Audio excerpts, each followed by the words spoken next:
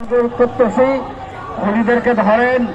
যশোর থেকেই প্রথম বিশৃঙ্খলা শুরু হয়েছে, কেউ এ পর্যন্ত গ্রেফতার হয়নি এবং টঙ্গীর মাঠে যারা শহীদ হয়েছে তাদের খুনিদেরকে ধরেন। তারা প্রত্যেক জেলায় আছে, প্রত্যেক জেলায় কিছু এখান থেকে লাঠি সোটা নিয়ে অস্ত্র সহ যশোর থেকে যাওয়া হয়েছে, প্রত্যেক জেলার থেকে আসছে।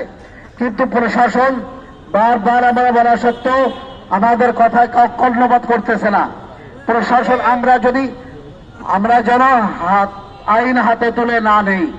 যদি আমাদেরকে আইন হাতে তুলতে বাধ্য করা হয় তাহলে প্রশাসনের জন্য দায়ী থাকবে।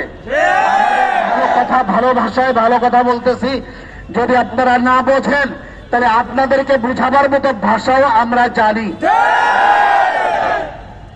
বন্ধুরা, ঘোষণা এখানে তিনটা: খুনিদের, হত্যাকারীদের কোন ইজতেমা হবে না টঙ্গীতে। ইজতেমা ওলামা পক্ষের জন্য, শরঈ নিজামের জন্য,